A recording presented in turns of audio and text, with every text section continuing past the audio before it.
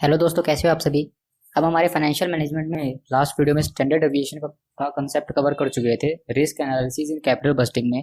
उसमें एक नया कंसेप्ट है स्टैंडर्ड डेविएशन एक्सपेक्टेड वैल्यू का निकालना। हम स्टैंडर्ड डेविएशन और कोएफिशिएंट ऑफ वेरिएशन नॉर्मल तरीके से जो निकालते हैं वैसे निकाल चुके थे, पर अभी एक कंसेप्ट नया है, उसमें लिखा हुआ है कि स्टैंडर्ड डेविएशन आपको निकालना है एक्सपेक्टेड वैल्यू का। ठीक है, ये कंसेप्ट मैं आपको करवाने वाला हूँ इस वीडियो में। देखिए क्वेश्चन देखिए, एक इलस्ट्रेशन नंबर 14 है इस बुक की। इसमें लिखा है कि तुलसियान लिमिटेड ने वो कंसीडर कर रहा है एक इन्वेस्टमेंट को प्रोजेक्ट में, जिसमें इनिशियल इन्वेस्टमेंट लगने वाली है 50 लाख रुपए की, और एस्टिमेटेड कैश फ्लो जो 3 ईयर्स के लिए आने वाले हैं वो ऐसे हैं। ईयर फर्स्ट में इतना, ईयर टू में इतना, ईयर थ्री में इतना। तो ये हमारे पास आएंगे 10, 20, 30, 40। इसके होने की प्रोबेबिलिटी इतनी है, तो यहाँ से हम निकालेंगे एक्सपेक्टेड कैश फ्लो कितने आने वाला है। ईयर टू में कैश फ्लो इतनी है, प्रोबेबिलिटी इतनी है, हम निकालेंगे यहाँ से एक्सपेक्टेड कैश फ्लो कितना है। ईयर थ्री में इतनी है और इतनी प्रोबेबिलिटी, यहाँ से निकालेंगे एक्सपेक्टेड कैश फ्लो कितना है। क्वेश्चन ने हमसे पूछा क्या है, what is expected net present value of the project. इस प्रोजेक्ट की एक्सपेक्टेड एनपीवी बताओ। एज्यूम करो कि कैश फ्लो इंडिपेंडेंट है, फर्म की कॉस्ट ऑफ कैपिटल 10% और फर्म जो है 5% इन्वेस्ट कर सकती है ट्रेजरी बिल्स में 5% की रेट से। तो ये हो गया रिस्क फ्री रेट। तो ये हमारे पास जो क्वेश्चन है सर्टेनिटी इक्विवेलेंट का है, क्योंकि हमें प्रोबेबिलिटी दी है कि इतना पैसा आने की प्रोबेबिलिटी इतनी है। इसका मतलब ये हम यहाँ से निकाल रहे हैं कि कितना कैश आने की सर्टेनिटी है, कितना कैश आ सकता है सर्टेनिटी। तो हम यहाँ पे लेंगे सिर्फ रिस्क फ्री रेट। आपको निकालना है स्टैंडर्ड डेविएशन एक्सपेक्टेड वैल्यू का, ये इंपॉर्टेंट पॉइंट है। स्टैंडर्ड डेविएशन निकालना है एक्सपेक्टेड वैल्यू का। अगर हमें इतना दिया होता क्वेश्चन में कि स्टैंडर्ड डेविएशन निकालो, तो हम सिंपल क्या करते थे, वेरिएंस का अंडर रूट निकालते थे तो स्टैंडर्ड डेविएशन निकलता था। पर लेकिन अभी दिया कि स्टैंडर्ड डेविएशन निकालो एक्सपेक्टेड वैल्यू का, और कोएफिशिएंट ऑफ वेरिएशन निकालो एक्सपेक्टेड वैल्यू का। ठीक है, ये इंपॉर्टेंट पॉइंट है, नया कंसेप्ट है। मैं भी जब ये क्वेश्चन सोल्व कर रहा था तब मुझे इसके बारे में पता चला कि एक्सपेक्टेड वैल्यू का भी कोएफिशिएंट ऑफ वेरिएशन निकलता है और एक्सपेक्टेड वैल्यू का स्टैंडर्ड डेविएशन निकलता है। ठीक है, ये नॉर्मल स्टैंडर्ड डेविएशन से थोड़ा सा अलग है। तो हम इस क्वेश्चन को सोल्व करेंगे अभी।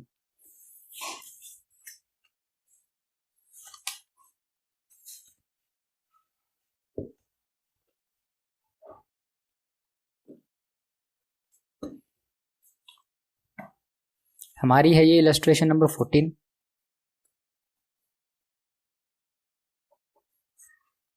पहला पॉइंट हमसे मांगा है कि आपको इसकी निकालो कैलकुलेशन ऑफ एक्सपेक्टेड एनपीवी। हमें इसकी पहले एक्सपेक्टेड एनपीवी निकालनी पड़ेगी। तो हम पहले निकालेंगे इसका calculation of expected cash inflow.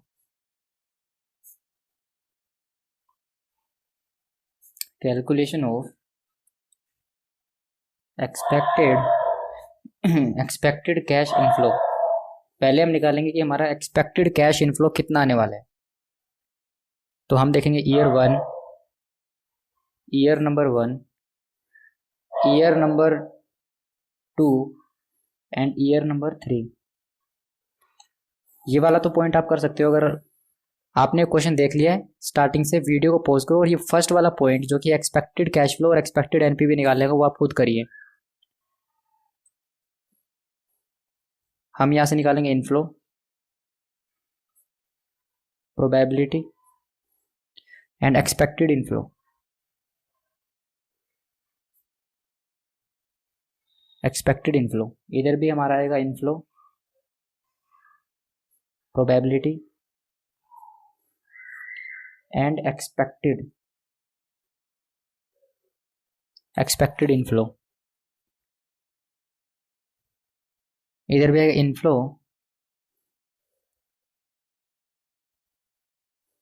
Probability and expected inflow. तो क्वेश्चन में कितना इनफ्लो दिया हुआ है, 10, 20, 30, 40। 10, 20, 30, 40। प्रोबेबिलिटी है 0.40, 0.30, 0.20 एंड 0.10। फिर दिया हुआ है 15, 25, 35 एंड 45। एंड इसकी होने की प्रोबेबिलिटी दी है 0.30, 0.40, 0.20 एंड 0.10। उसके बाद दिया 20, 30, 40 एंड 50। एंड इसकी होने की जो प्रोबेबिलिटी है वो दी है 0.20, 0.30, 0.40 एंड 0.10। जब हम एक्सपेक्टेड इनफ्लो निकालेंगे तो ये निकलेगा 4, 6, 6 एंड 4। तो टोटल निकल के आएगा हमारे पास 20। इसके बाद हम निकालेंगे यहाँ पे then 15 into 0.30, 15 into 0.30 4.5, yes 4.5, 25 into 0.40 ये हमारे पास आएगा 10,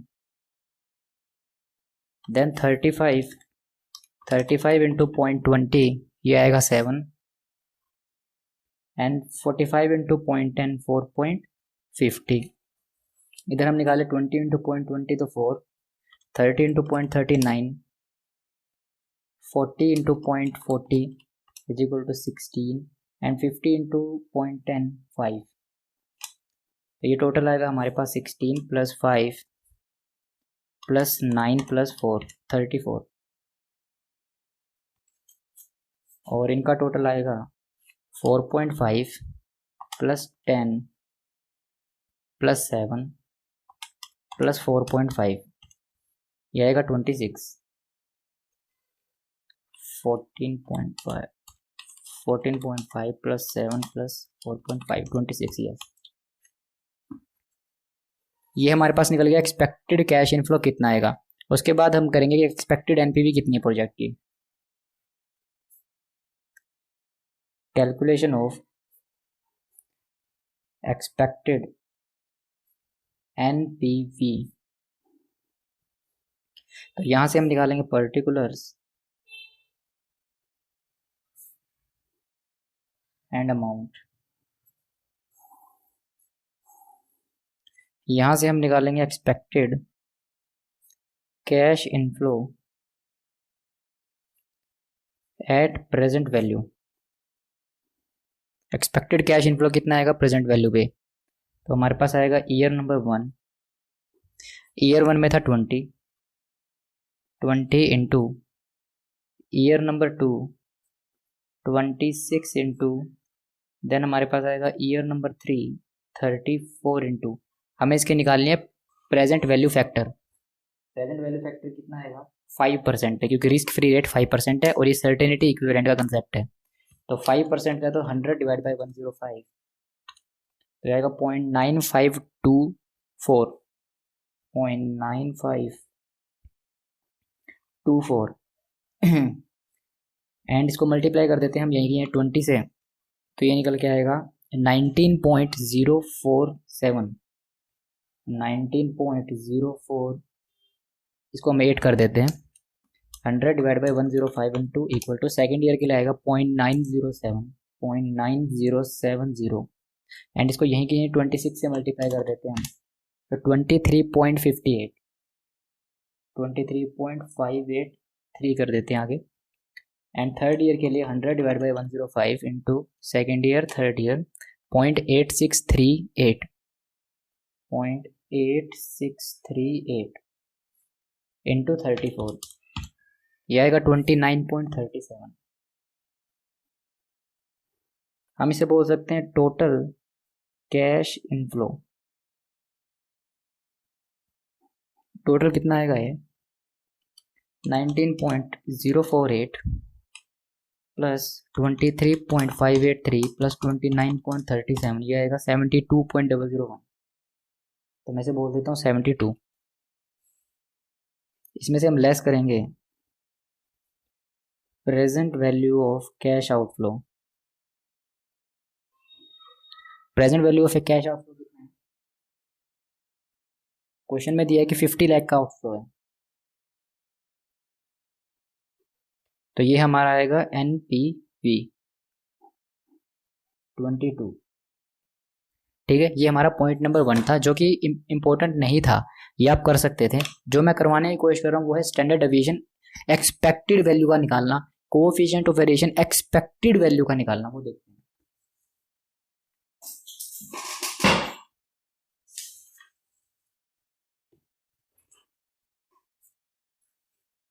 ये देखिए हमारी एक्सपेक्टेड एनपीवी आई है 21.998, तो इसमें कह सकता हूँ कि 22 ही आई है। ठीक है, वो डेसिमल की वजह से फर्क आ रहा है हमारा।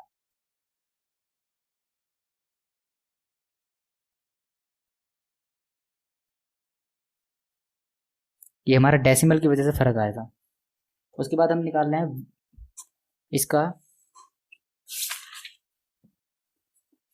हमें जो इसमें दिया है उसके बाद हमें इसका निकालना है स्टैंडर्ड डेविएशन एक्सपेक्टेड वैल्यू का, और उसके बाद कोएफिशिएंट ऑफ वेरिएशन निकालना है एक्सपेक्टेड वैल्यू का।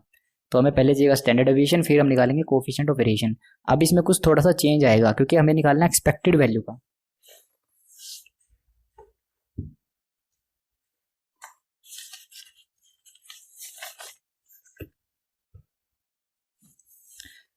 B point, calculation of standard deviation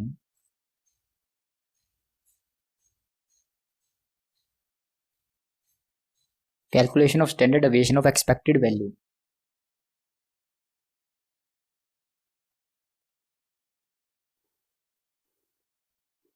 हमें निकालना है एक्सपेक्टेड वैल्यू का स्टैंडर्ड डेविएशन। तो इसमें जो हमारा फर्स्ट जो हम कैलकुलेट करेंगे वो हमारा आएगा, इसमें हमें वेरिएंस कैलकुलेट करना पड़ेगा। अभी तक जितना आपने सीखा है स्टैंडर्ड डेविएशन में वेरिएंस निकाल के फिर वेरिएंस का अंडर रूट करना, अभी तक सेम चलेगा। देखो कैलकुलेशन ऑफ वेरिएंस,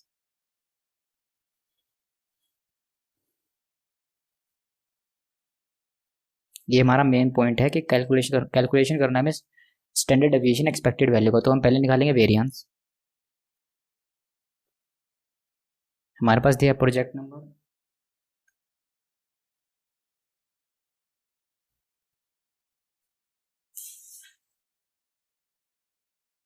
प्रोजेक्ट नहीं दिया, हमें दिया सिर्फ कैश फ्लो, प्रोजेक्ट नहीं है। तो हम निकालेंगे ईयर 1 के लिए, ईयर 2 के लिए और ईयर 3 के लिए अलग से।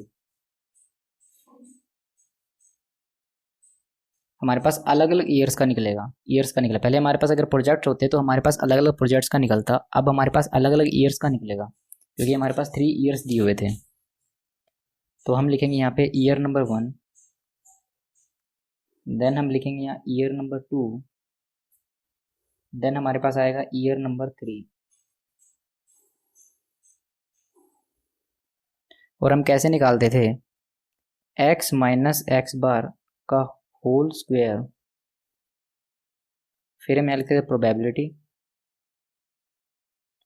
और फिर हम करते थे x माइनस एक्स बार का होल स्क्वायर इंटू प्रोबेबिलिटी, ये वेरिएंस निकल जाएगा।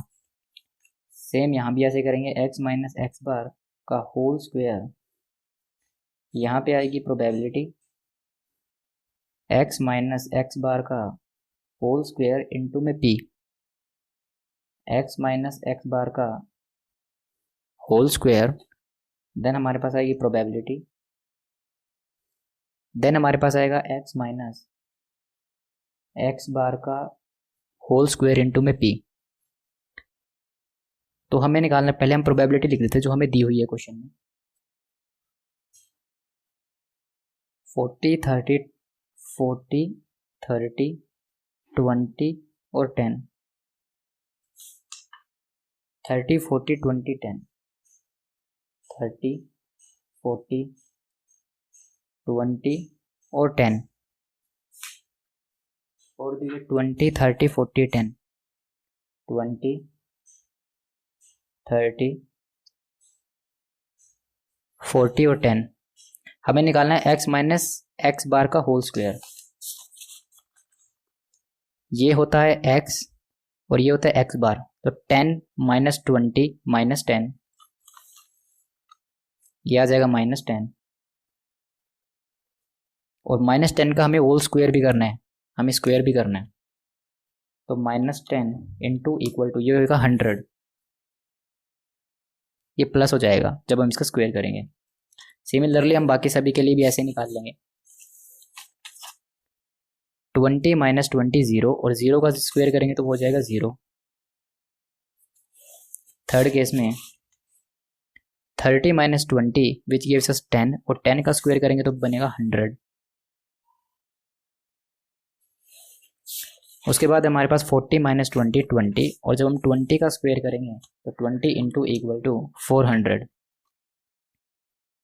हम इसको मल्टीप्लाई कर देते हैं प्रोबेबिलिटी से, 400 इंटू 10 40, 100 इंटू 0.20 20, ये 0 और ये 40,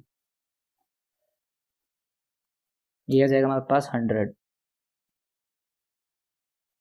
ठीक है, अब हम निकालते हैं ईयर 2 के लिए।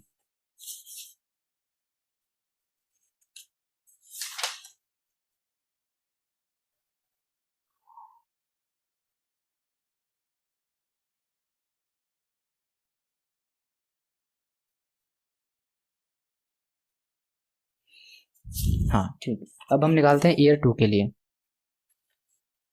15 माइनस 26, 15 माइनस 26, इसका हम इंटू इक्वल टू करेंगे तो 121, 121 और 121 इंटू 0.30, 36.3। उसके बाद हमारे पास है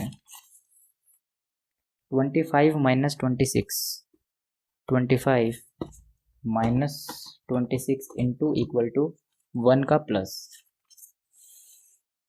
ये हो जाएगा 1, और 1 इंटू 0.40 विच गिव्स अस 0.40। फिर हमारे पास आएगा 35 माइनस 26, ये हमारे पास आएगा 9, और इसको करेंगे इंटू इक्वल टू 81, ये होगा 81 इंटू 0.20, 81 इंटू 0.20, तो ये हो जाएगा 16.20। और थर्ड है हमारे पास 45 माइनस 26, तो 45 माइनस 26, इसका करेंगे इंटू इक्वल टू, ये निकलेगा 361, 361, 361 इंटू 0.10, 36.10, इसका हम टोटल करेंगे 36.10 प्लस 16.20 प्लस 0.40 प्लस 36.3, ये आएगा 89। अभी तक तो जो हम पहले करते आ रहे थे वही कर रहे हैं, अभी तक तो कुछ भी चेंज नहीं हुआ। जैसे वेरियांस निकालते थे, जैसे वेरिएशन सॉरी वेरियांस वेरियांस जैसे हम वेरियांस निकालते थे वैसे निकाल रहे हैं। ठीक है, ये तो हमने पहले भी किया था कि x माइनस एक्स बार को स्क्वायर प्रोबेबिलिटी से मल्टीप्लाई कर देते थे, तो ये आता है वेरियांस, वेरिएशन, ये आता है वेरियांस, वेरियांस, ये आता है वेरियांस, ये आता है वेरियांस, और जब इसको इससे मल्टीप्लाई ये आएगा वेरियांस, और जब हम इन वेरियांस का अंडर रूट करते थे तो हमें मिलता है स्टैंडर्ड डेविएशन। पर लेकिन इस बार थोड़ा सा चेंज होगा, ये तो सेम रहेगा, पर लेकिन जब हम इसका अंडर रूट करेंगे वहां पे जाके स्टेप चेंज हो जाएंगे, क्योंकि हमें स्टैंडर्ड डेविएशन निकालना है एक्सपेक्टेड वैल्यू का। ठीक है, तो ईयर 3 में हम देखेंगे तो ईयर 3 में 20 माइनस 34, हम यहाँ देखेंगे 20 माइनस 34, ये आएगा माइनस 14 इंटू इक्वल टू 196, यहाँ पे आएगा 196, इसको मल्टीप्लाई करेंगे 0.20 से तो ये आएगा 39.20।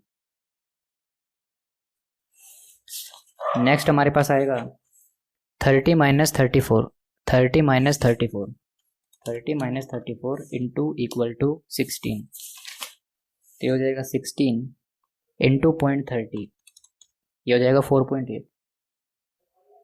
उसके बाद हमारे पास आएगा थर्ड नंबर पे 40 माइनस 34, ये देखिए लिखा हो 40 minus 34, 40 minus 34 into equal to 36, 36 into 0.40, यह आएगा 14.40। उसके बाद हमारे पास आएगा 50 minus 34, 50 minus 34 into equal to 256 into 0.10 तो 25.6, और जब हम इसका टोटल करेंगे तो 25.6 प्लस 14.4 प्लस 4.8 प्लस 39.20, ये आएगा 84।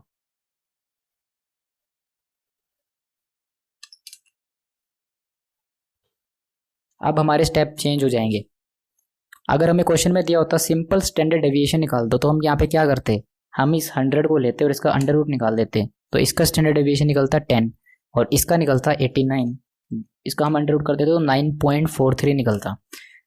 अगर हमें क्वेश्चन बोलता कि सिंपल स्टैंडर्ड डेविएशन निकाल दो, तो हम यहाँ से रेंज से सॉरी से वेरियांस से हम निकाल देते, पर लेकिन हमें स्टैंडर्ड डेविएशन मांगा है एक्सपेक्टेड वैल्यू का। तो इसका मतलब अब हमें एक स्टेप आगे बढ़ना पड़ेगा, हमें स्टेप में जो है एक इंक्रीमेंट करना पड़ेगा। देखो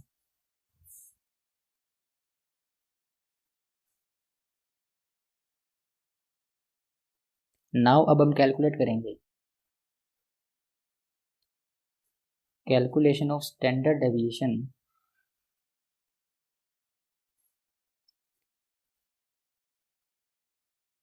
ऑफ एक्सपेक्टेड वैल्यू। अब हम निकालेंगे स्टैंडर्ड डेविएशन एक्सपेक्टेड वैल्यू का।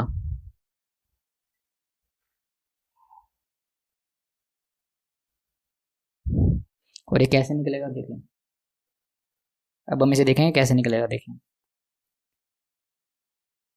फर्स्ट है ईयर,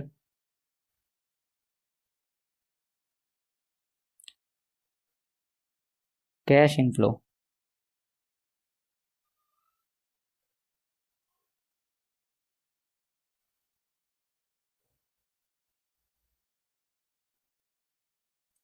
हमारे पास आएगा ईयर, उसके बाद आएगा कैश इनफ्लो, उसके बाद हमारे पास आएगा PV factor at the rate of 5%। हमारे पास रिस्क फ्री रेट था 5% का।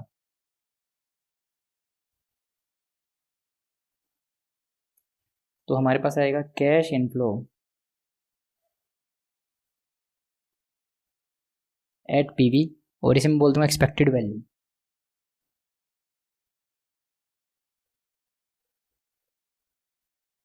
ये हमारी हो जाएगी एक्सपेक्टेड वैल्यू। अब इसमें एक ट्विस्ट है, हमें स्टैंडर्ड डेविएशन निकालना एक्सपेक्टेड वैल्यू का।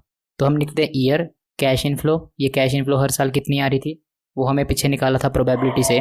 तो year cash inflow PV factor, एक तरह से देखा जाए तो आप नॉर्मल इसका प्रेजेंट वैल्यू नहीं निकाल रहे इनफ्लो का, पहले साल उसकी इनफ्लो कितनी थी प्रेजेंट वैल्यू से मल्टीप्लाई करें तो कैश इनफ्लो कितना आता है। ठीक है, अब बस सिर्फ आपको एक स्टेप करना है इसमें, एक्सपेक्टेड वैल्यू का स्टैंडर्ड डेविएशन निकालने के लिए एक स्टेप करना है, इसका स्क्वायर कर देना है। ठीक है, और इस कैश इनफ्लो को आपको यहां से काट के इसको काट देना है। मैं आपको पहले समझा रहा हूं कि नॉर्मल क्या है, आपको स्टेप क्या ऐड करने हैं, सिर्फ आपका इसको स्क्वायर कर देना है, और कैश इनफ्लो की जगह आपका हो जाएगा एक्स माइनस एक्स बार का होल स्क्वायर इंटू पी। ये हो गया हमारा वेरिएशन, ये वाला। ये हमें फर्दर एक स्टेप ऐड करना पड़ेगा एक्सपेक्टेड वैल्यू की स्टैंडर्ड डेविएशन निकालने के लिए। तो ईयर नंबर हमारे पास आएगा 1, ईयर 2 और ईयर 3। यहाँ पे था हमारे पास 100। आप ये देखिए बस स्टेप बाय स्टेप चलते जाने हैं। तो यहाँ पे 100, 89 एंड 84, 89 एंड 84। उसके बाद पीवी फैक्टर 5% का, उसका हमें स्क्वायर करना है। तो हम करेंगे 100 डिवाइड बाई 105, ये आ गया फर्स्ट ईयर का, और इसका हमें स्क्वायर करना है। स्क्वायर मतलब इनटू, और इसी को इक्वल टू कर देना 0.9070, 0.9070। सेकेंड ईयर के लिए जब निकालेंगे 100 divide by 105 into equal to, second year के लिए आएगा ये। अब इसका इंटू इक्वल टू कर देंगे हम 0.8227। हमने कुछ नहीं किया, बस पीवी फैक्टर का स्क्वायर कर दिया। और जब थर्ड ईयर के लिए निकालेंगे 100 divide by 105 into equal to second year third year, तो जो इस थर्ड ईयर के लिए है इसका स्क्वायर कर देंगे 0.7462। ठीक है,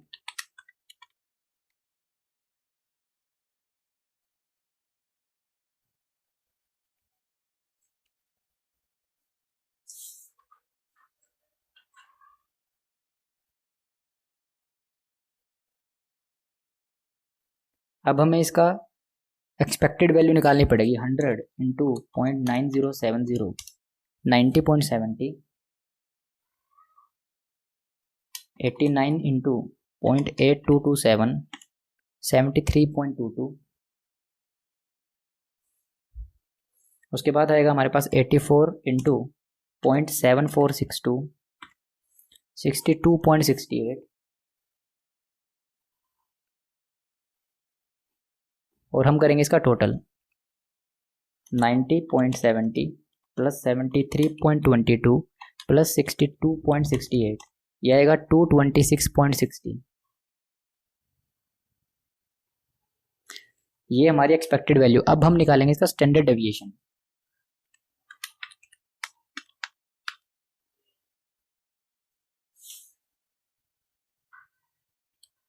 तो इसका स्टैंडर्ड डेविएशन कैसे निकलेगा? तो इसका निकलेगा हमारे पास स्टैंडर्ड डेविएशन,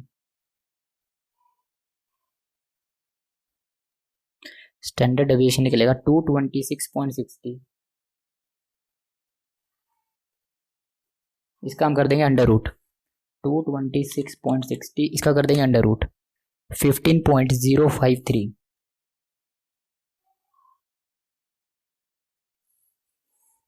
और हमारे पास अब निकालना है कोएफिशिएंट ऑफ वेरिएशन, तो वो हो गया C point. Calculation of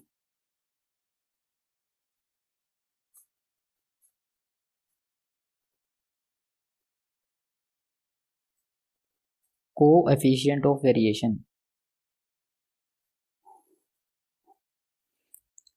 coefficient of variation कैसे निकलता है? Coefficient of variation is equal to standard deviation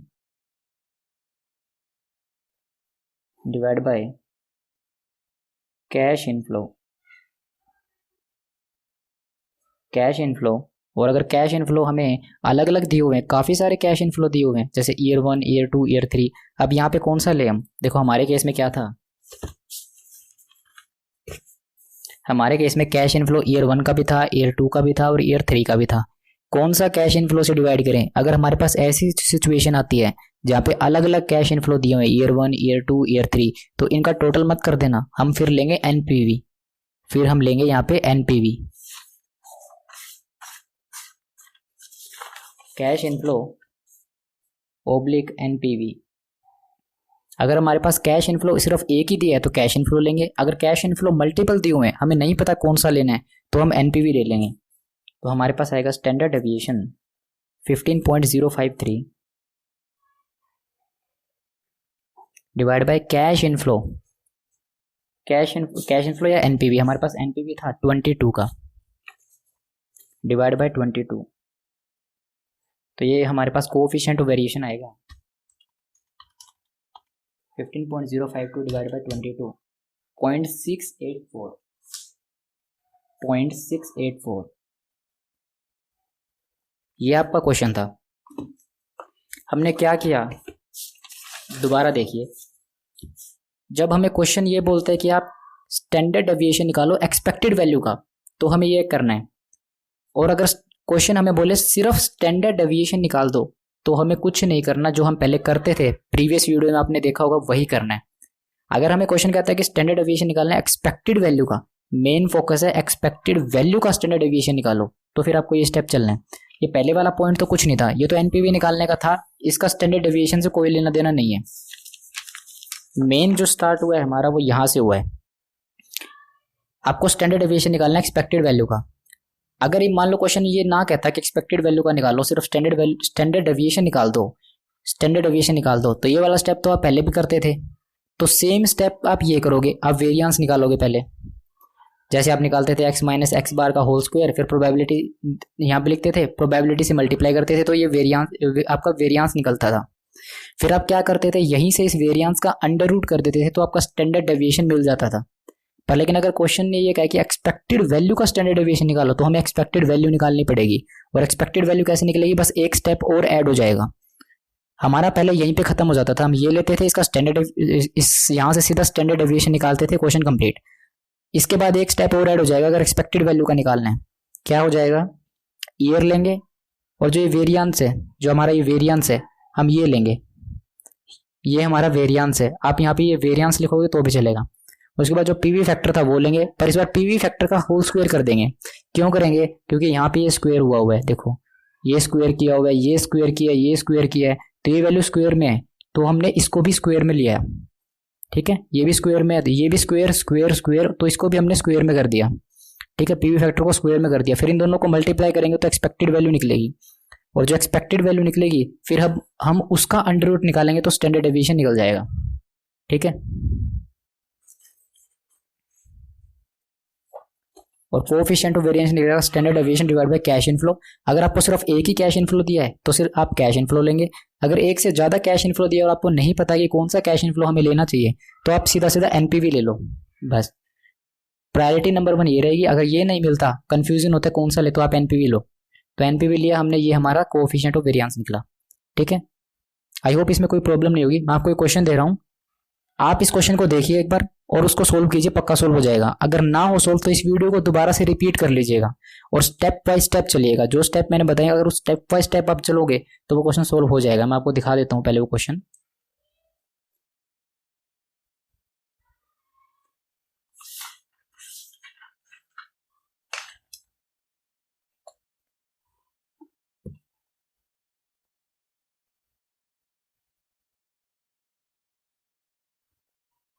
ठीक है, ये क्वेश्चन देखिए।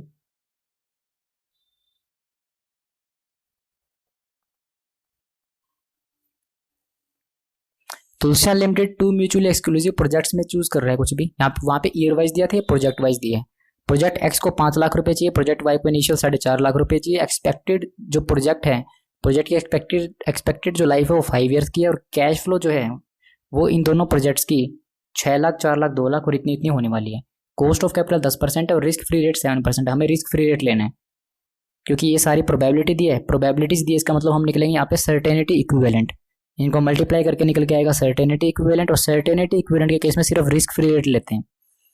Compute the coefficient of variation about the expected value. आपको एक्सपेक्टेड वैल्यू का कोएफिशिएंट ऑफ वेरिएशन निकालना है। अगर आपको एक्सपेक्टेड वैल्यू का कोएफिशिएंट ऑफ वेरिएशन निकालना है तो आपको एक्सपेक्टेड वैल्यू का ही स्टैंडर्ड डेविएशन निकालना पड़ेगा, याद रखिएगा। And state the reason which project should be selected, and compute कीजिए प्रॉफिटेबिलिटी इंडेक्स। प्रॉफिटेबिलिटी इंडेक्स होता है present value of cash inflow divide by present value of cash outflow.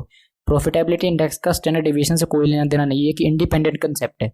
ठीक है, ये आपने इंटरमीडिएट में भी पढ़ा होगा, ये आप कर सकते हो प्रॉफिटेबिलिटी इंडेक्स। इस वीडियो को पॉज करो और अभी इस क्वेश्चन को सोल्व करो, पक्का आपसे सोल्व हो जाएगा, कोई बड़ी बात नहीं। बस प्रोजेक्ट एक्स के लिए अलग निकलेगा, प्रोजेक्ट वाई के लिए अलग से निकलेगा, और कुछ नहीं करना। प्रोजेक्ट एक्स का सिर्फ और सिर्फ एक ही वेरिएंस निकलेगा, ये हो जाएगा एक्स, और इनका टोटल आएगा हो जाएगा एक्स बार। जब आप इनमें से माइनस करोगे तो एक वेरिएंस निकल जाएगा इसका भी एक वेरिएंस निकल जाएगा। और जब आप फिर उन वेरिएंस को, जो आपका वेरिएंस निकलेगा, फिर आपको उस वेरिएंस में से एक्सपेक्टेड वैल्यू निकालनी है। एक्सपेक्टेड वैल्यू कैसे निकालोगे आप, मैं आपको बता देता हूँ। तो आप यहाँ से जो कैश फ्लो निकालोगे वो 1 साल की कैश फ्लो निकलेगी। ये 1 साल के चांस है कैश फ्लो होने के, सिंगल ईयर के चांस है। तो 1 साल का कैश इनफ्लो यहाँ निकल गया, और लाइफ है 5 सालों की। तो आप कैसे निकालोगे, हर साल इतना इतना कैश इनफ्लो आ रहा है तो 5 साल तक कितना आएगा, मतलब हर साल बराबर ही कैश इनफ्लो आ रहा है तो 5 साल तक कितना आएगा प्रोजेक्ट एक्स में और प्रोजेक्ट वाई में। तो जितना भी आएगा उसे आप मल्टीप्लाई कर देंगे पीवी फैक्टर के स्क्वायर से। तो जो ये आएगी ये आपकी एक्सपेक्टेड वैल्यू आएगी फिर इधर, और फिर उसका स्टैंडर्ड डेविएशन निकलेगा। ठीक है, मैं आपको इसका सॉल्यूशन भी दिखा देता हूँ आपको। ये इन्होंने निकाल लिया हर साल कितना कैश इनफ्लो आने वाला है। ठीक है, और इन्होंने निकाल दी एनपीवी। एनपीवी कैसे निकाली, एक्सपेक्टेड वैल्यू 4 लाख है तो 4 लाख को इन्होंने मल्टीप्लाई किया 7% के पीवी फैक्टर के 5 सालों से। जब इसे 5 सालों से मल्टीप्लाई किया 7% के, तो हमारे पास ये कैश इनफ्लो निकला, इसमें से आउटफ्लो माइनस किया तो एनपीवी निकली। ये आप निकाल सकते हो। वेरिएंस इन्होंने, जैसे हमने सिंपल निकाला था वेरिएंस अभी तक, वैसे इन्होंने वेरिएंस कैलकुलेट किया, वही एक्स माइनस एक्स बार का होल स्क्वायर और प्रोबेबिलिटी से मल्टीप्लाई करने के बाद इनका आंसर ये आता है। ये वेरिएंस निकाल लिया प्रोजेक्ट एक्स का और प्रोजेक्ट वाई का। ठीक है, अब इन्होंने क्या किया, जो ये वेरिएंस है ये ले लिए 5 सालों के, हर साल का वेरिएंस इतना इतना है। ठीक है, आपको लेना वेरिएंस है। सॉरी, मैं गलती से शायद स्टार्टिंग में इनफ्लो बोल चुका था, यहाँ की इनफ्लो लेना है। इनफ्लो नहीं लेना, ये वेरिएंस आएगा, यहाँ वेरिएंस आएगा। मैं बाय मिस्टेक इनफ्लो बोल चुका हूँ, तो ये वेरिएंस आएगा यहाँ। ठीक है, हम एक स्टेप आगे बढ़ रहे हैं, तो हम वेरिएंस निकालने के बाद एक स्टेप आगे बढ़ रहे हैं, तो इसका मतलब जो नेक्स्ट स्टेप आ रहा है उसमें वेरिएंस लेंगे, पीछे वाले स्टेप से ही उठाएंगे। तो वेरिएंस यहाँ आ गया, और पीवी फैक्टर 7% से इसका हमने स्क्वायर कर दिया, और ये आया पीवी फैक्टर 7% से स्क्वायर करने के बाद, और ये निकलेगी एक्सपेक्टेड वैल्यू। जब हम एक्सपेक्टेड वैल्यू का अंडर रूट करेंगे तो निकल जाएगा स्टैंडर्ड डेविएशन। और स्टैंडर्ड डेविएशन के बाद हम निकालेंगे coefficient of variation. Coefficient of variation निकलता है standard deviation divide by cash inflow. अगर कैश इनफ्लो ना दिया तो एनपीवी लेते हैं, ठीक है। तो हमारे पास दिया हुआ एक्सपेक्टेड एनपीवी, क्योंकि कैश इनफ्लो हमारे पास 5 सालों की दी हुई है अलग अलग, ठीक है। तो हम यहाँ पे लेते हैं एक्सपेक्टेड एनपीवी। अगर क्वेश्चन में एनपीवी निकल चुका है आपका तो एनपीवी ले लीजिए यहाँ, ठीक है। आप एनपीवी या कैश इनफ्लो कुछ भी ले सकते हैं, पर अगर क्वेश्चन में कैश इनफ्लो बहुत सारे दिए, अगर सिंगल इनफ्लो दिया है तो आप वो सिंगल लेंगे, लेकिन अलग अलग इनफ्लो दिया क्योंकि ये प्रोजेक्ट 5 सालों का है तो यहाँ पे 5 इनफ्लोज निकलेंगे, कैश इनफ्लो 5 निकलेंगे, तो पांचों में से किससे डिवाइड करेंगे तो ये कंफ्यूजन हो जाएगा, इसलिए हमने यहाँ पे एनपीवी ही ले लिया। तो एनपीवी से डिवाइड किया, ये हमारा निकल गया हमारा कोएफिशिएंट ऑफ वेरिएशन। और प्रॉफिटेबिलिटी इंडेक्स कुछ भी नहीं है, present value of inflow divide by present value of outflow. Inflow हमारा हुआ था 16.4, कैसे निकाला था वो हमने निकाला था पीवी फैक्टर से निकाला था ना, 7% की रेट से हमने जब इसे डिस्काउंट किया था। दिखाता हूँ मैं आपको, देखो ये जब इसने 4 को 7% की रेट से 5 ईयर्स के लिए डिस्काउंट किया तो इनफ्लो आया था और आउटफ्लो था हमारा 5। तो देखिए ये हमारा वो प्रेजेंट वैल्यू ऑफ इनफ्लो है 7% की रेट से 5 ईयर्स के लिए, जो हमने 4 पे निकाला था 16.4 आएगा, और डिवाइड बाय 5 किया जो आउटफ्लो है तो 3.28 आया, ठीक है। तो ये क्वेश्चन था। अगर इसमें कोई प्रॉब्लम है तो कमेंट कर दीजिएगा मेरे को कि इसमें प्रॉब्लम, हम इसे सोल्व कर लेंगे, ठीक है। तो इस क्वेश्चन को एक बार ट्राई कीजिएगा आप, और अगर आप कोई और क्वेश्चन में दिखता है तो मैं आपको वो सोल्व करवा देता हूँ। वेट सेकेंड, अगर कोई और अच्छा क्वेश्चन दिखता है तो मैं वो कंसिडर करता हूँ अभी।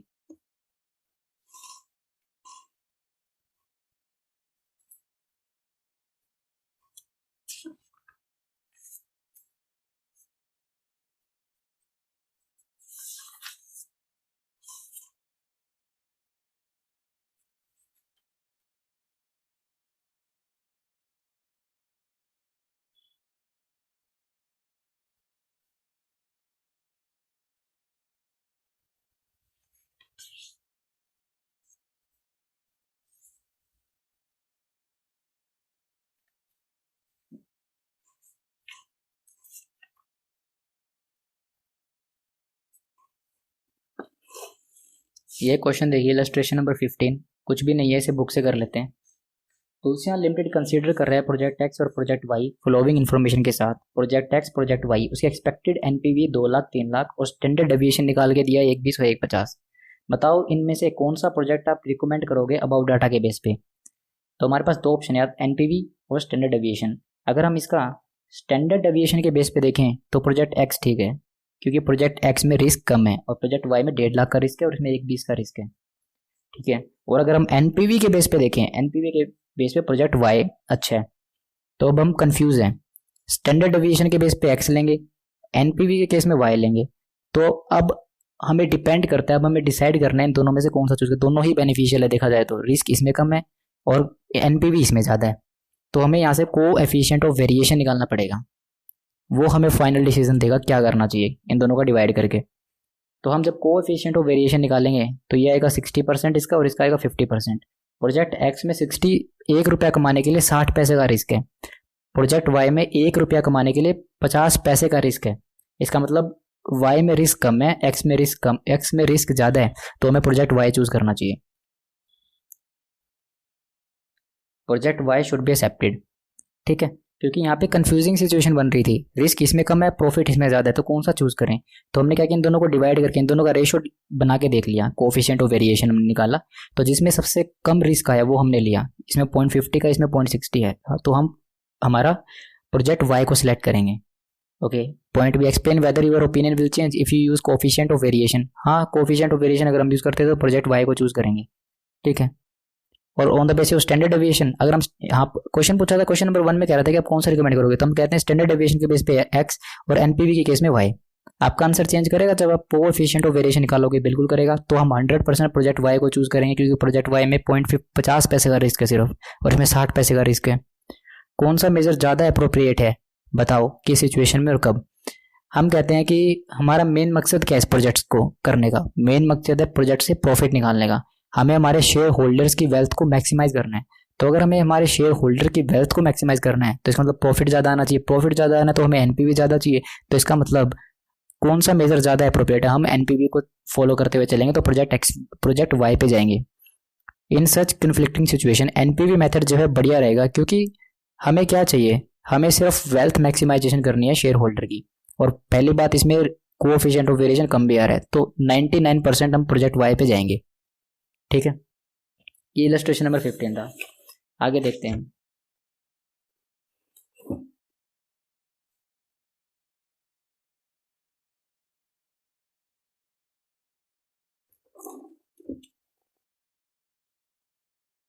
इलस्ट्रेशन नंबर 16, वीडियो पॉज कर लो और सॉल्व करना स्टार्ट कर दो, कुछ भी नहीं है।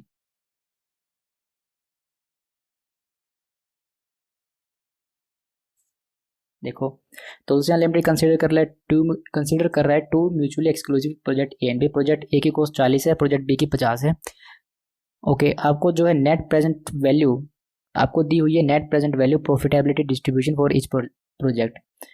अब हमें सीधी नेट प्रेजेंट वैल्यू दे दी है, कैश इनफ्लो नहीं दिया है, सिर्फ एनपीवी दी है। तो एनपीवी जो है आने के चांसेस 10,000, 20, 30, 40 और प्रोबेबिलिटी इतनी है। और एनपीवी प्रोजेक्ट बी कितनी है। और एक बात मैं पहले बता दूं, इसको जो है थाउजेंड्स में लीजिएगा क्वेश्चन को, 10, 20, 30, 40 इन थाउजेंड्स को, 000 को यहाँ लीजिएगा, रुपीज इन थाउजेंड, क्योंकि जब आप इसका स्क्वायर करेंगे तो वैल्यू बहुत बड़ी आएगी और कैलकुलेटर पे जो वो एरर आ जाएगा। ठीक है, तो आप जो है इसको थाउजेंड में ले लीजिएगा, ये 000 यहाँ लिख दीजिएगा कि रुपीज इन थाउजेंड, तो यहाँ पे आएगा 10, 20, 30, 40, 10, 20, 30, 40। ठीक है, आपको कंप्यूट करना एक्सपेक्टेड नेट प्रेजेंट वैल्यू, ये आप निकाल सकते हैं कि एक्सपेक्टेड नेट प्रेजेंट वैल्यू कितनी आएगी, एनपीवी इतनी दी है, जब हम प्रोबेबिलिटी से मल्टीप्लाई करेंगे तो आएगा एक्सपेक्टेड एनपीवी। कंप्यूट कीजिए risk attach to each project that is standard deviation of each probability distribution. यहाँ पे आपसे सिर्फ स्टैंडर्ड डेविएशन मांगा है, यहाँ पे आपसे स्टैंडर्ड डेविएशन एक्सपेक्टेड वैल्यू का नहीं मांगा। इसका मतलब यहाँ पे नॉर्मल स्टैंडर्ड डेविएशन मांगा है। नॉर्मल स्टैंडर्ड डेविएशन निकलेगा वेरिएंस का अंडर रूट, जैसा हम नॉर्मली करते थे। प्रॉफिटेबिलिटी इंडेक्स निकाल दो, वही इनफ्लो डिवाइड बाय आउटफ्लो का प्रेजेंट वैल्यू, कुछ नहीं है। कौन सा प्रोजेक्ट आप रिकमेंड करोगे, ये आप कर सकते हो, क्वेश्चन बिल्कुल कर सकते हो।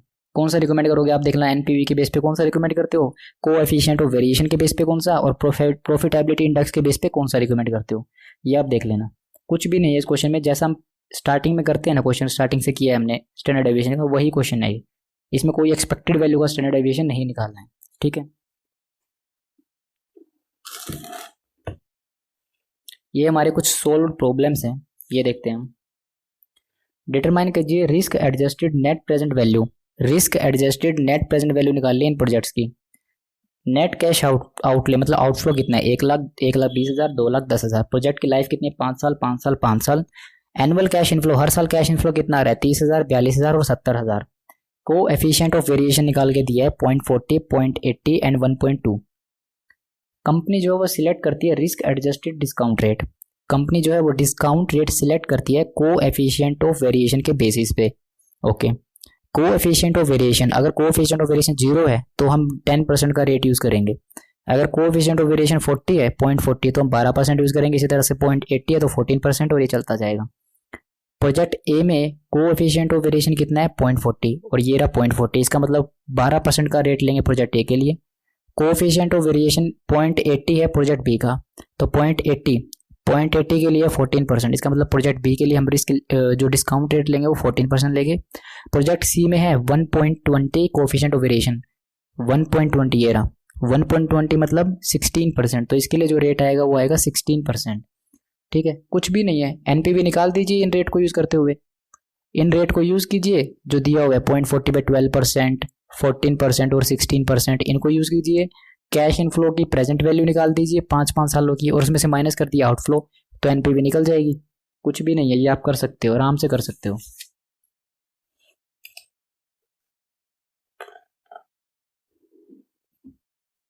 नेक्स्ट क्वेश्चन देखते हैं। The textile manufacturing company limited is considering one of the two mutually exclusive Project M and Project N, which require cash outflow of 8.5 lakh और 8,25,000 रुपये।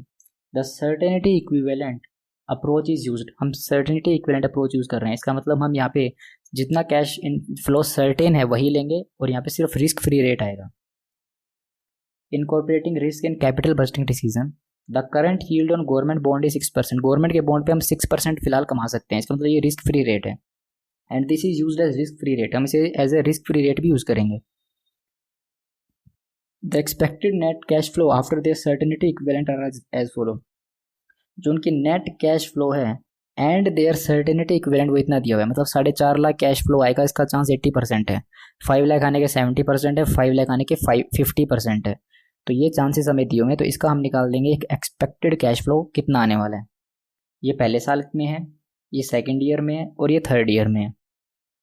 Present value factor ₹1 discounted eight 6%, 6% की जो प्रेजेंट वैल्यू है year 1, 2, 3 के लिए 0.943, 0.890 and 0.840 respectively. आपको बताना है कौन सा प्रोजेक्ट हमें एक्सेप्ट करना चाहिए। तो आपको क्या निकालना है यहाँ पे, कुछ नहीं निकालना, आपको निकालना है यहाँ पे एनपीवी। आप इसका निकाल लीजिए, सर्टेनिटी इक्विवेलेंट से आप मल्टीप्लाई करके आप निकाल लीजिए कैश फ्लो कितना आएगा पहले साल में, दूसरे साल में, तीसरे साल में। उसको मल्टीप्लाई कर दीजिए, ये पीवी फैक्टर दिए हुए हैं। जब आप उसे मल्टीप्लाई करेंगे तो हमारे पास आएगी present value of expected cash flow. उस प्रेजेंट वैल्यू में से माइनस करेंगे ये आउटफ्लो, तो एनपीवी निकल जाएगी। ये आप कर सकते हैं। If risk adjusted discount rate हम यूज करें तो कौन सा प्रोजेक्ट जो है would be appraised with higher rate. अगर हम risk adjusted discount rate use करें तो बताओ कौन से प्रोजेक्ट पे हम हायर रेट लगाएंगे। हम हायर रेट उस प्रोजेक्ट पे लगाएंगे जिसमें रिस्क ज़्यादा है। अब हमें देखना है किस प्रोजेक्ट में रिस्क ज़्यादा है। तो आपको लग रहा है किस प्रोजेक्ट में रिस्क ज़्यादा है? मेरे को तो लग रहा है प्रोजेक्ट एम में है। और मैं ऐसा क्यों कह रहा हूँ, देखो यहाँ पे कैश फ्लो आने के चांस 90% है और यहाँ पे सिर्फ 80%, यहाँ पे 80% और यहाँ पे 70%, यहाँ पे 70 तो यहाँ 50। यहाँ पे cash flow, cash inflow, cash business में आने के चांसेस ज़्यादा हैं, तो इस प्रोजेक्ट में रिस्क कम है क्योंकि कैश ज़्यादा आ रहा है। और यहाँ पे कैश इस प्रोजेक्ट के कंपेयर में कम आ रहा है, ये देखो कितना कम है। यहाँ पे 80% है तो यहाँ तो सिर्फ 70% है, यहाँ पे रिस्क ज़्यादा है। तो मैं कह सकता हूँ कि अगर risk adjusted discount rate use करना हो तो प्रोजेक्ट एम पे यूज़ करो क्योंकि इसमें रिस्क ज़्यादा है। ठीक है, डिस्काउंट रेट मतलब जो रिस्क एडजस्टेड डिस्काउंट रेट है उसका मतलब ही क्या होता है कि एक तो रिस्क फ्री रेट प्लस उसमें हम जोड़ते हैं रिस्क प्रीमियम, कितना रिस्क हम ले रहे हैं प्रोजेक्ट को करने में। तो इस प्रोजेक्ट में रिस्क है, इस प्रोजेक्ट के कंपैरिजन में इसमें ज़्यादा रिस्क है क्योंकि इसमें कैश कम आ रहा है और इसमें थोड़ा ज़्यादा आ रहा है, तो इस पे लगाएंगे हम रिस्क एडजस्टेड डिस्काउंट रेट। ठीक है, मैं आपको दिखा भी देता हूँ क्या कुछ बुक में क्या लिखा होगा इसके बारे में। ये मुझे जहाँ तक लग रहा था प्रोजेक्ट एम ही रिस्कियर है। हाँ, ये प्रोजेक्ट एम जो है वो रिस्की है प्रोजेक्ट एन से, क्योंकि सर्टेनिटी इक्विवेलेंट कोएफिशिएंट और प्रोजेक्ट एम जो है वो लोअर है। वो जी वही जो प्रोबेबिलिटी जिसके बारे में मैं अभी बात कर रहा था वो जो है उसकी लोअर है प्रोजेक्ट एम की और प्रोजेक्ट एन की ज़्यादा है। तो रिस्क एडजस्टेड डिस्काउंट रेट हम यूज़ करेंगे तो प्रोजेक्ट एम पे हम यूज़ करेंगे हायर रेट। ठीक है, हमें सिर्फ ये देखना था किसमें ज़्यादा है सर्टेनिटी और किसमें कम है। इसमें सर्टेनिटी कम है, इसमें सर्टेनिटी होने की चांस ज़्यादा है। ठीक है, तो हम इसको कहेंगे कि ये लेस रिस्की है और ये ज़्यादा रिस्की है। तो रिस्क एडजस्टेड डिस्काउंट रेट लगाना हो तो प्रोजेक्ट एम पे लगाएंगे, एन पे नहीं लगाएंगे। कुछ भी नहीं था, अगेन एक सिंपल क्वेश्चन आप कर सकते हो बिल्कुल आराम से। ओके, प्रॉब्लम नंबर 3 देखते हैं क्या है इसमें। एक्स लिमिटेड जो है कंसीडर कर रहा है one of the two mutually exclusive project P and project Q. Okay, जिनमें हमें 5 लाख और 7 लाख का कैश आउटफ्लो होने वाला है। करंट यील्ड जो है गवर्नमेंट बॉन्ड के ऊपर वो 5% की है, मतलब रिस्क फ्री रेट, जिसे हम रिस्क फ्री रेट भी ले सकते हैं। जो एक्सपेक्टेड नेट कैश फ्लो और देयर सर्टेनिटी इक्विवेलेंट इतने दिए हुए हैं। कैश फ्लो इतना आएगा, सर्टेनिटी इक्विवेलेंट, ऐसा लग रहा है जैसे सेम क्वेश्चन रिपीट हो रहे हो। 3 लाख 4 लाख और वही सेम सर्टेनिटी इक्विवेलेंट दिया है, इससे हम एक्सपेक्टेड कैश फ्लो निकाल लेंगे। Coefficient of variation project P और प्रोजेक्ट क्यू का दिया 40 और 90, 0.40 और 0.90। कंपनी जो है वो रिस्क प्रीमियम लेती है on the basis of coefficient of variation. Question में क्या दिया हुआ है, रिस्क प्रीमियम। जैसे रिस्क प्रीमियम दिखे इसका मतलब रिस्क एडजस्टेड डिस्काउंट रेट का कुछ ना कुछ लेना देना है इस क्वेश्चन से। देखते हैं क्या है। कंपनी जो है वो रिस्क प्रीमियम सिलेक्ट करती है, आपकी बार रेट नहीं, पूरा रेट सिलेक्ट नहीं करती, सिर्फ और सिर्फ रिस्क प्रीमियम सिलेक्ट करती है कोएफिशिएंट ऑफ वेरिएशन के बेसिस पर।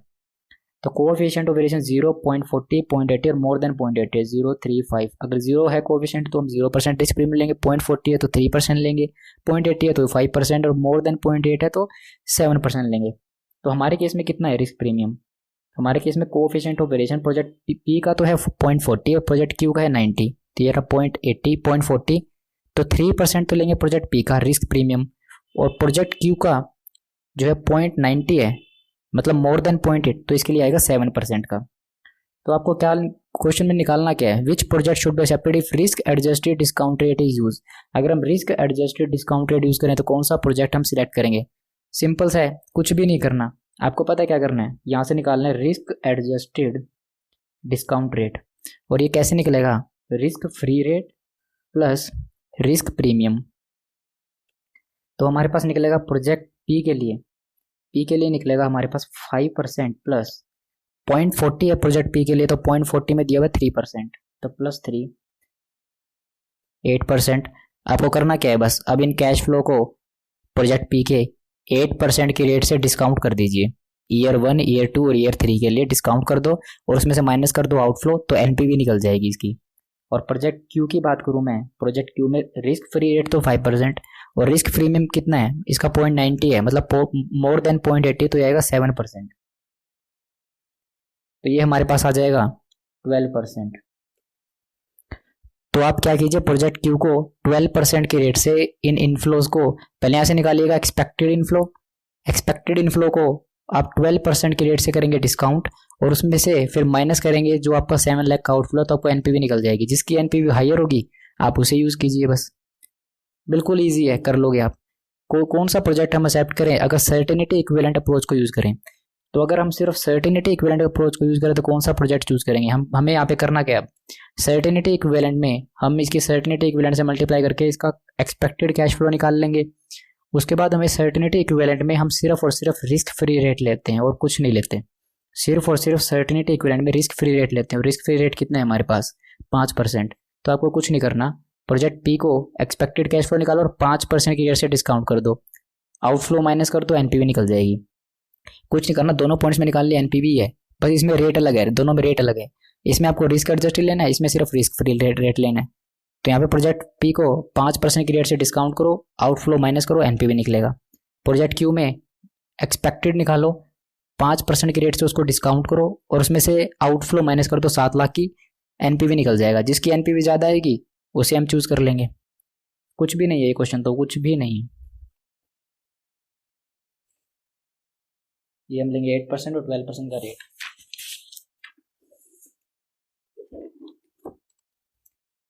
ये एनपीवी निकाल दी और फिर एनपीवी यहाँ भी निकाल दी सर्टेनिटी इक्विवेलेंट में 5% के।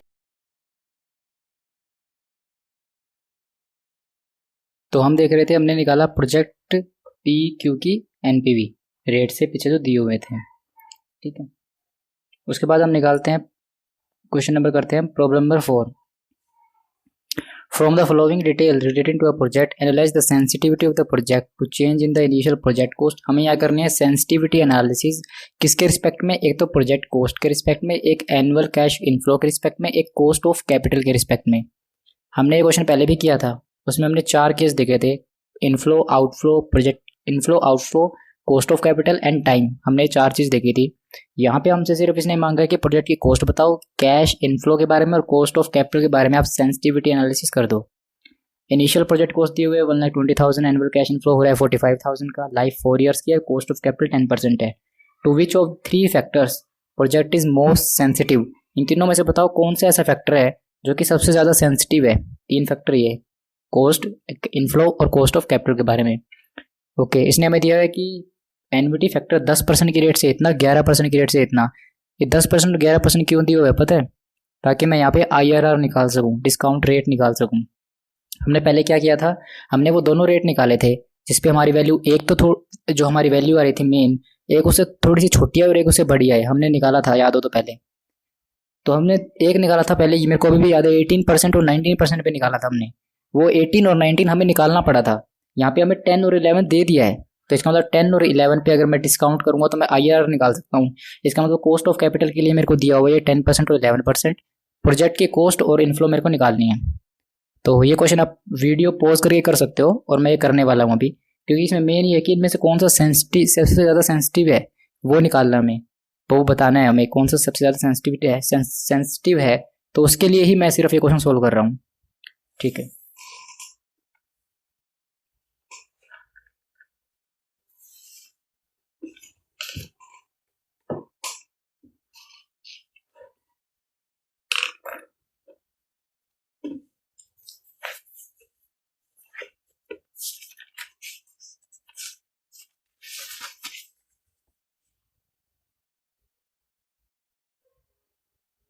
हम कर रहे हैं प्रॉब्लम नंबर 4।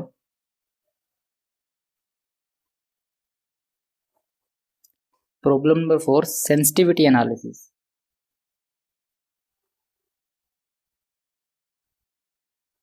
सेंसिटिविटी एनालिसिस,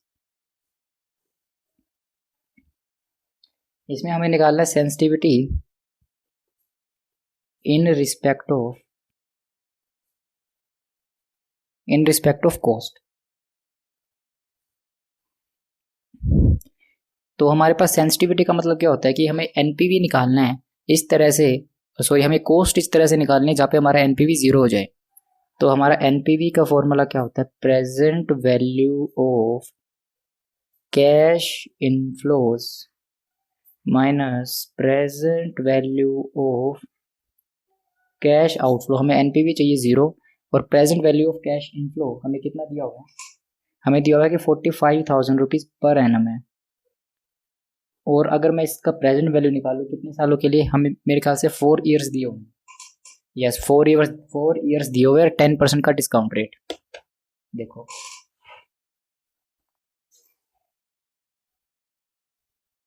ये देखिए, प्रोजेक्ट की जो लाइफ है वो है 4 ईयर्स और डिस्काउंट रेट है 10%।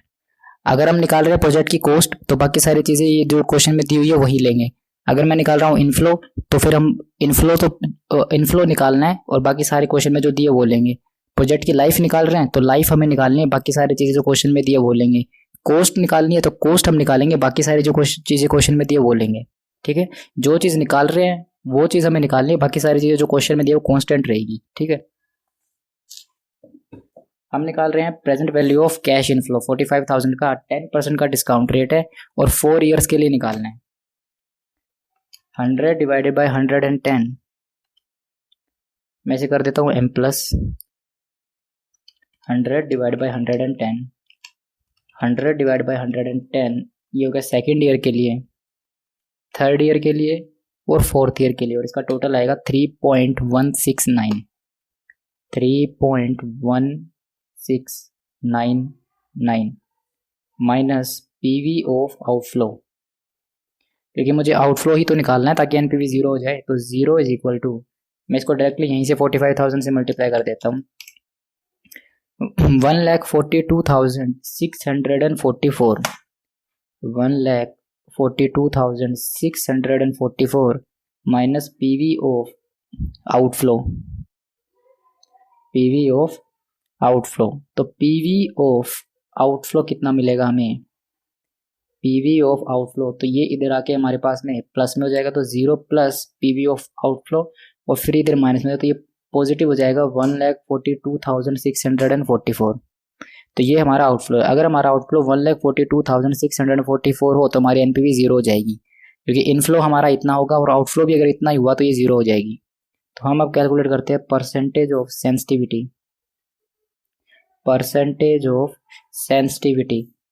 तो हम देखते हैं कि अभी कितना है, 1,42,644 और पुरानी कितनी थी 1,20,000, पुरानी आउटफ्लो 120 थी और हम इसे कंपेयर करेंगे पुरानी वाली से 120 मल्टीप्लाई बाय 100, तो ये हमारे पास कितना आएगा 1,42,644 माइनस 1,20,000। तो हम 22,644 तक हमारी कॉस्ट को बढ़ा सकते हैं, हमारा एनपीवी 0 हो जाएगा। Divide by 1,20,000 multiply by 100, 18.87%, 18.87%। इसका मतलब हम हमारी कॉस्ट को 18.87% से बढ़ा सकते हैं ताकि हमारा एनपीवी 0 हो जाए। अगर हम 18.87% से ज़्यादा कॉस्ट बढ़ाएंगे तो हमारा एनपीवी नेगेटिव होना शुरू हो जाएगा, और ये कॉस्ट अगर गिरेगी तो एनपीवी बढ़ेगा, और ये कॉस्ट बढ़ती जाएगी तो एनपीवी गिरता जाएगा। और इतना अगर मैं सिर्फ घटाऊं कॉस्ट में, बढ़ाऊं मैं, अगर मेरी आउटफ्लो में सिर्फ इतना बढ़ाऊं तो एनपीवी मेरी 0 हो जाएगी, और अगर इससे ज़्यादा बढ़ाऊंगा तो एनपीवी नेगेटिव जाना शुरू हो जाएगी। ये एक तरह से ब्रेक इवन पॉइंट निकाला है कि इतना परसेंट और बढ़ा दूं तो मेरा एनपीवी 0 हो जाएगा। मुझे निकालना है सेकंड, किसके रिस्पेक्ट में मांगा है, in respect of cash inflow. तो हम निकालेंगे in respect of cash inflow. Cash inflow के रिस्पेक्ट में मैं निकालूंगा सेंसिटिविटी कितनी बनती है कैश इनफ्लो के रिस्पेक्ट में। तो मुझे चाहिए NPV is equal to present value of inflow minus present value of outflow, तो एनपीवी हमें चाहिए 0 और प्रेजेंट वैल्यू ऑफ इनफ्लो, क्योंकि हमें इनफ्लो ही निकालना है तो मैं इनफ्लो निकालूंगा, प्रेजेंट वैल्यू ऑफ इनफ्लो, तो हम निकालेंगे यहाँ पे इनफ्लो को मान लेते हैं हम एक्स मान लेते हैं, और हमारा डिस्काउंट रेट कितना था 3.1699, जितना इनफ्लो आएगा अगर हम उसे डिस्काउंट कर दे 4 ईयर्स के पीवी फैक्टर से तो हमारे पास आएगा present value of inflow minus present value of outflow 1,20,000। जो चीज़ हम निकाल रहे हैं वो हमें कैलकुलेट करनी है, बाकी सारी चीज़ें फिर क्वेश्चन में जो दी है कांस्टेंट रहेगी, बाकी सारी चीज़ें सेम रहेंगी।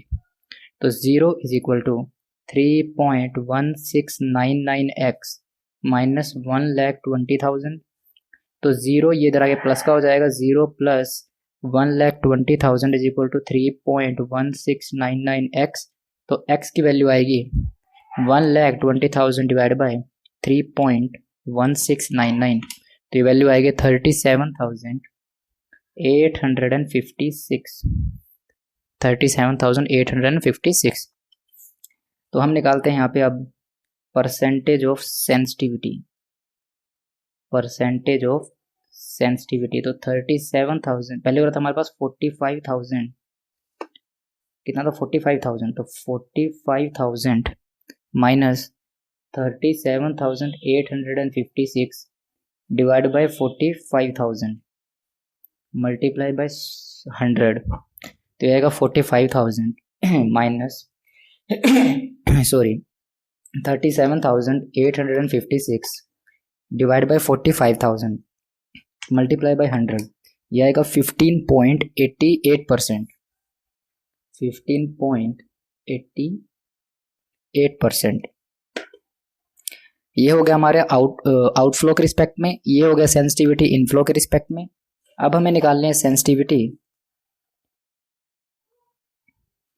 हम करने वाले calculation of cost of capital, हमें निकालने हैं कॉस्ट ऑफ कैपिटल। अब तो कॉस्ट ऑफ कैपिटल कैसे निकलेगी, तो हम निकालते थे हमारी NPV is equal to PV of inflow minus PV of outflow. NPV हमें 0 चाहिए और पीवी ऑफ इनफ्लो कितना आएगा, हमें चाहिए डिस्काउंट रेट, तो हम यहाँ पे लगाएंगे,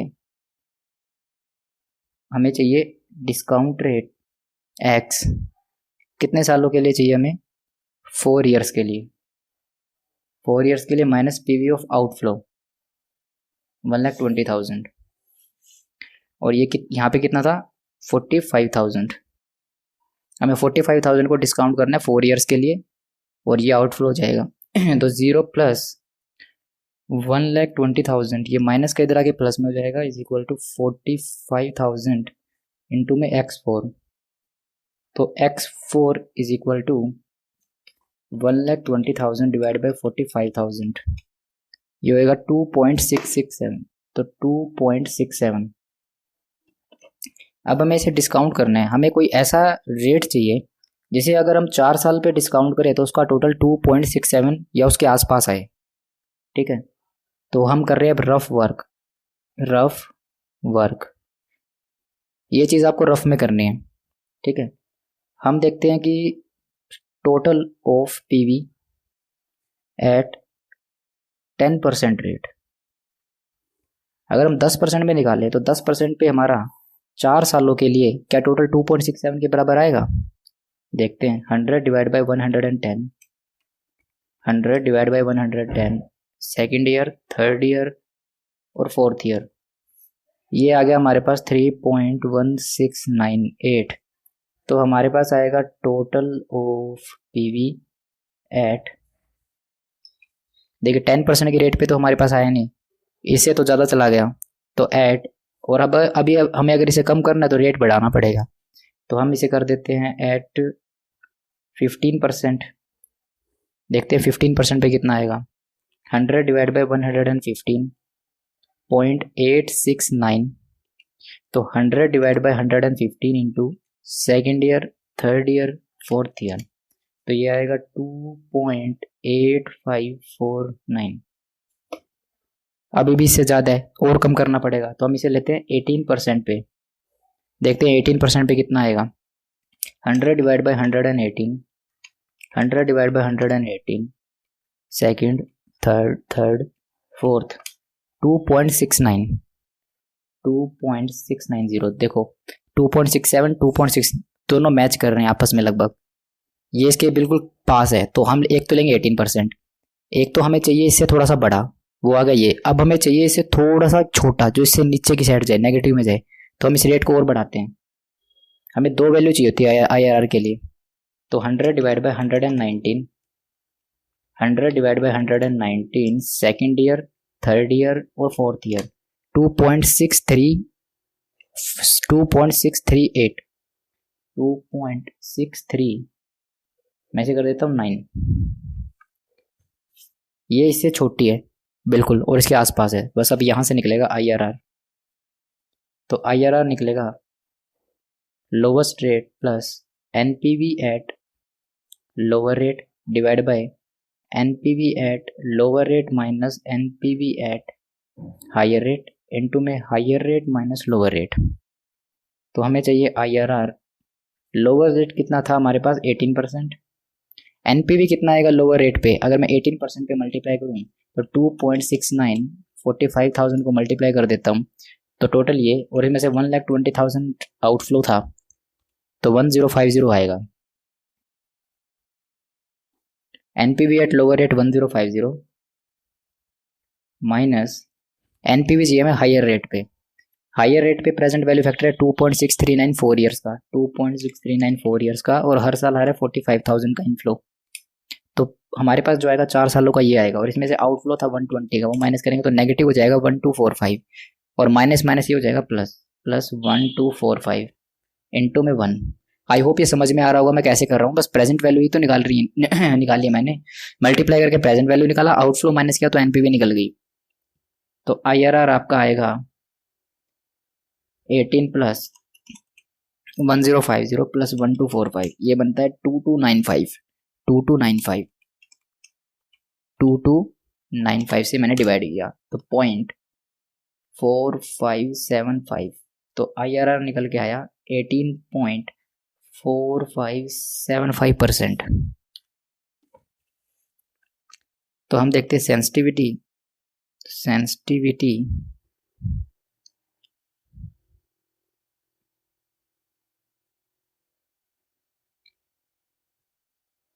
रेट एंड रैंकिंग। हमें देखना सेंसिटिविटी किसकी, आउटफ्लो की, इनफ्लो की देखी थी हमने, आउटफ्लो की कैलकुलेट की, इनफ्लो की कैलकुलेट करी, और हमने कैलकुलेट की डिस्काउंट रेट। कितना परसेंट था हमारे पास सेंसिटिविटी आउटफ्लो के केस में, हमारे पास कैश इनफ्लो के केस में 15.88%, 15.88%, और आउटफ्लो की केस में थी 18.87%, और डिस्काउंट रेट के केस में है 18 ये हमें निकालना सेंसिटिविटी ना, तो अभी तो ये IRR निकला है, तो सेंसिटिविटी निकलेगी परसेंटेज सेंसिटिविटी। हमने यहाँ सेंसिटिविटी नहीं निकाली थी, IRR तो निकल गया था। तो सेंसिटिविटी आएगी 18.475, 18.4575 माइनस पहले रेट था 10%, कितना हमारा रेट बढ़ा है और किससे कंपेयर कर रहे हैं हम, 10% से ही, और मल्टीप्लाई बाय 100 कितना आएगा ये 8.4575 डिवाइड बाय 10 मल्टीप्लाई बाय 100, 84.58%, 84.58%। तो ये आएगा आपका 84.58%। तो अब हमें रैंकिंग देनी है।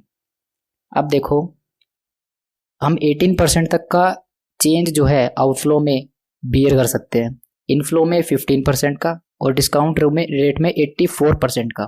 तो एक बात तो सबसे कम हम जो सेंसिटिविटी है कहाँ बियर कर सकते हैं, मतलब हम इनफ्लो में सिर्फ 15% तक का चेंज ही बियर कर सकते हैं, उससे ज़्यादा चेंज होगा तो फिर हमारी NPV नेगेटिव शुरू हो जाएगी। यहाँ पे 18% का, यहाँ पे 84% का। तो रैंकिंग हम देंगे नंबर 1, सबसे ज़्यादा सेंसिटिव ये है क्योंकि इसमें हम सिर्फ 15% तक का चेंज बियर कर सकते हैं। सेकंड नंबर पे जो हमारा हमारा जो सेंसिटिव है वो ये है, क्योंकि इसमें 18% तक का बियर कर सकते हैं, और ये थर्ड नंबर पे आएगा क्योंकि सबसे ज़्यादा जो है हम सेंसिटिविटी इसमें बियर कर सकते हैं। मतलब 84% तक भी चेंज होता है ना, तो भी हमारी एनपीवी ज़ीरो, तो भी हमारी एनपीवी नेगेटिव नहीं जाएगी। हम 84% तक का चेंज बियर कर सकते हैं, तो इसका मतलब ये इतना ज़्यादा सेंसिटिव नहीं है। हम इसमें कम जो है रिस्क बियर कर सकते हैं, मतलब कम चेंज हम बियर कर सकते हैं, तो ये ज़्यादा सेंसिटिव है। तो इसे थोड़ा सा ज़्यादा यहाँ बियर कर सकते हैं हम, तो इसे थोड़ा सा कम सेंसिटिव है। सबसे कम सेंसिटिव ये है, ठीक है। तो जिसमें सबसे कम है वो ज़्यादा सेंसिटिव है, क्योंकि इसमें हम कम डिफरेंस ही बियर कर सकते हैं। यहाँ पे हम कम बियर कर सकते हैं, तो इसे हमने नई रैंकिंग दिया 1। इससे थोड़ा सा ज़्यादा चेंज यहाँ बियर कर सकते हैं, तो इसे हमने दिया रैंक 2। और सबसे ज़्यादा चेंज हम यहाँ बियर कर सकते हैं, तो इसे हमने दिया रैंक नंबर 3, ठीक है।